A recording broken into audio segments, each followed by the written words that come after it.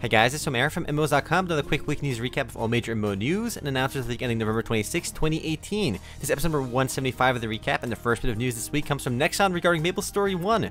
The game's highly anticipated Black Mage update is in full swing already, but the last two parts is set to launch next month in December. A new 5th job skills are coming, as well as a change to 5th jobs, so when someone finishes their job advancement quest, they automatically start with all of their skills from the 5th job.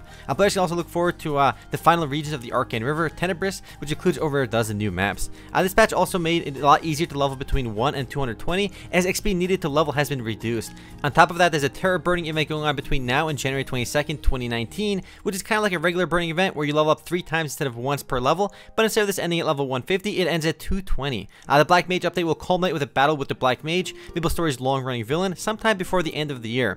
Now's a great time to go back to MapleStory and make a new character because of the burning event going on right now. I know I'll be doing it, and I'll be playing with new class for fun. Next up, while on the topic of MapleStory, MapleStory 2 is working to revamp their endgame dungeon structure as more and more players are starting to reach it. So the problem the developers are focusing on is that trying to get specific pieces of gear by running dungeons was proving to be incredibly frustrating, as there were just too many possible drops. And while random loot has always been a big part of MMOs, Nexon wants to make it a lot easier to focus on getting a specific item slot. Besides this, normal difficulties, gear score requirements, and reward structures will also be getting overhauled in the near future. Normal Chaos Raids, an easier version of Chaos Raids, will also be added to the game to get players comfortable with the new kind of content. There's a ton of other stuff in the works for MapleStory 2 as well, including new instruments, new weapon templates, a Maple Arena PvP area, and much more. I'm glad they're not ignoring the non-combat stuff like musical instruments and player-made content, because I think that's one of the cool, unique aspects of MapleStory 2.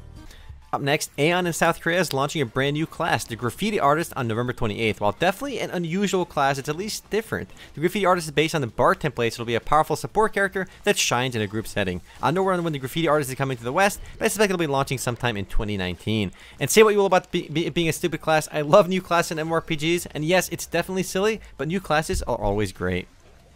Moving right along, Warlords Awakening is exiting Steam Early Access and launching to full release on November 28th. This one is an oddball because it's a buy-to-play game, but it's the exact same game as LOL, which failed as a free-to-play game in both South Korea and the US. In fact, it failed as a free-to-play game in the West multiple times and is trying again with a buy-to-play model. The game currently averages only 54 players online at any given time. Perhaps this will jump after this November 28th launch. The game is also launching with a bang though, as it's launching a huge update which will increase the game's max level to 50, add 4 new dungeons to the game, tweak balance, and more. Time will tell if this one survives though, but given its previous history, I am not optimistic. Next up, the fantasy anime MMORPG Aura Kingdom just launched a huge update this week titled Awakening, which increased the game's level cap with its Awakening system. Adds new maps, 2 new dungeons, new events, bug fixes, and more. Another huge change is the change to the game's XP leveling curve to make it easier to level between levels 91 and 99, so you can reach those new level 100 plus levels much more easy.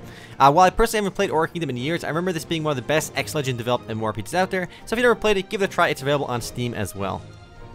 Next up, some other buy-to-play news. Albion Online rolls out its Nimue update, which is the game's 5th major content update since releasing back in July of 2017. Nimue introduces the Crystal Run battles, which is a 5v5 guild versus guild mode, a new party finder, a bunch of quality of life changes, and more. Albion Online is a sandbox fantasy MMORPG with a heavy emphasis on PvP. It's inspired by classic MMORPGs like RuneScape and Ultima Online, as it has full loot elements, at least in certain maps. And while the game's player base has fallen since launch, it still boasts a sizable community, especially since it's all on a single mega server. So the player base is not fragmented, it still feels full. And this is something I hope other MMORPGs did as well. I prefer one mega server over dividing the player base up over many servers. Up next, also in buy-to-play MMO news, Project Gorgon released a free-to-play version which is calling a demo. Project Gorgon is a fantasy MMORPG inspired by oldies like EverQuest and Asheron's Call, as it doesn't have all those convenience elements like auto pathfinding and stuff like that, which is found in modern MMOs. The game's new free trial has no time restrictions or limitation on where you can go, but it does restrict a lot of other things like the ability to join a guild, trade with other players, and you can't send PMs and other stuff as well. Still, I think it's a great feature because I think a lot of people have been on the fence about this one, and now you'll be able to try it before buying it. The game's regular version is also on sale until tomorrow, so you can get it for 25% off if you're interested. The next and last bit of news this week comes from Nexon. The company showed off Hounds at G-Star earlier, which was one of the few PC MMOs that they ended up showing off, and now we got a bit more information about it as well. The game is centered around hunting, and the game's director compares Dragon Hound to both World of Tanks and Monster Hunter World. During these big hunts, players can't dismount either, so mounted combat is a core part of the game. It's also not being billed strictly as an MMO or MMORPG. Instead, they're calling it a hybrid party-based game with MMO features. The game won't have any PvP, but endgame PvE is supposed to be very difficult with raid-like experiences. Unfortunately, the game isn't even out in Korea, so it'll be at least a year or two before it makes its way to the West, probably a bit longer, if it ever even does. Still, looks kind of cool, and at least they're trying to be different. Anyway guys, that's it for MMO news this week. We're a bit light on news this week, mainly because we had Thanksgiving in the week. But anyway guys, I'll see you guys tomorrow for the podcast. Later guys.